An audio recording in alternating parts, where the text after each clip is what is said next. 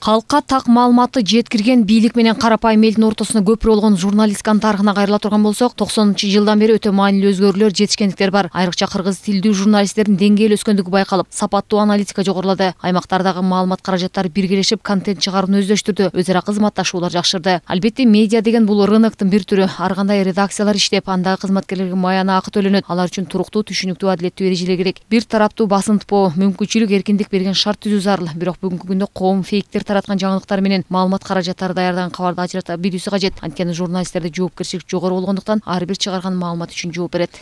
Жоопкерчилик дайыма жогорураак болот. Чем мындай жеке мындай блогер эмелерге караганда. Себеп дегенде биринчиден биякта редактор турат. Ал журналисттин чыгара турган даярдап келген материалын экинчи сейре карап чыгат, бул бир. Экинчиден анын даректери, жоопкерчилиги, журналистика этикасы сакталат. Кыргызстандагы медиа келечекке карай кадамдар аталышындагы медиа форумга чогулган маалымат каражаттарынын өкүлдөрү көз карандысыз журналисттер бүгүнкү абал боюнча пикир алышып, алардын этикасы, медиалардын өз ара аракеттери, журналисттердин үстүнө түшкөн арыздар тууралуу талкуулашты. Дегиңкис өлкөдө маалымат каражаттарына тиешелүү мыйзамдар кабыл алынып жатканда, алардын өкүлдөрүнө катыштыруу, ойлорун угуу зарыл. Мамлекет тарабынан чектөөлөрдү киргизгендин ордуна өзүн өзү көзөмөлдөөнү күчөтүү керек дешет. Тастыкталган маалыматты чагылдырууда, жайылтууда кошуна өлкөлөрдү алдыда турарыбызды өздөрү да моюнга алышаары жыйында айтылды. Буга бир эле мисал, Кыргыз-Тажик чек арасындагы жаңжалды чагылдырууда журналистиканын талаптары, эрежелери так сакталган. Биз өзүбүздүн улуттук кызыкчылыгыбызды сактаганга да салымыбызды кошуп келатабыз. Ал жагынан Тажикстандагы коллегаларыбыз айтып атат, ар бир ушундай конфликтте биз кыргыз журналисттерине утуруп келатабыз. Себеп Кыргызстанда медиалар өнүккөн, мындай буйрук менен жүрбөйт, өз алдынча иштеп көнүп алган. Ошон үчүн бат иштейт, ылдам иштейт, так маалыматтын жана ар бир алгоритмдери эң сонун иштеп турат.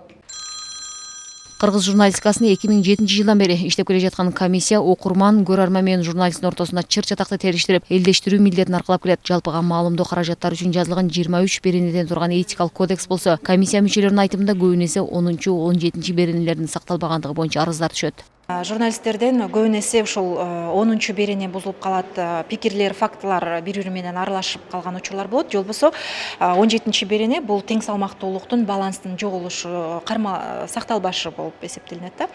Мындан тышкары багы кесиптик этика бузулбаган учурлар дагы болот. Мисалы, кайрылса, окурман кайрылат, бирок ал жерде комиссия карайт дагы, бул жерде эч кандай кесиптик нормалар бузулган эмес деген бүтүм чыгарып берет да.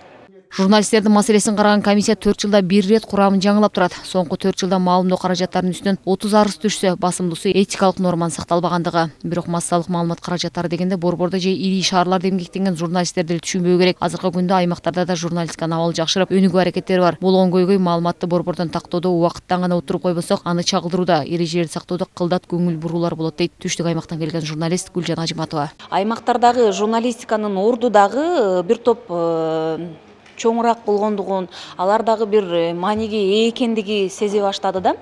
Кесипкөйлүк журналисттер үчүн эң биринчи орунда аймактагы журналисттер ушул кесипкөйлүгүн арттыруу, өздөрүнүн үстүнөн иштөө багытында мындай өздөрү дагы көбүрөөк аракет жасап калышты деп айтсак болот да.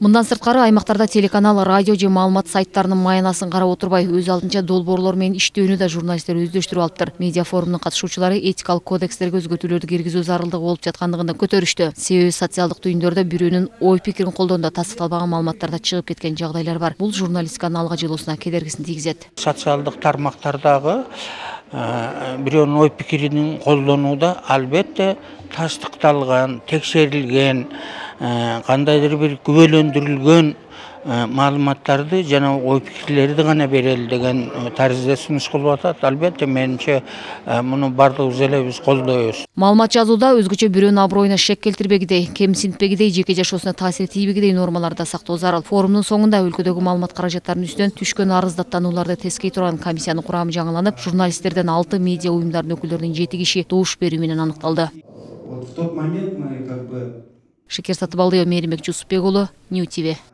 Здравствуйте, коллеги. Рад всех вас видеть.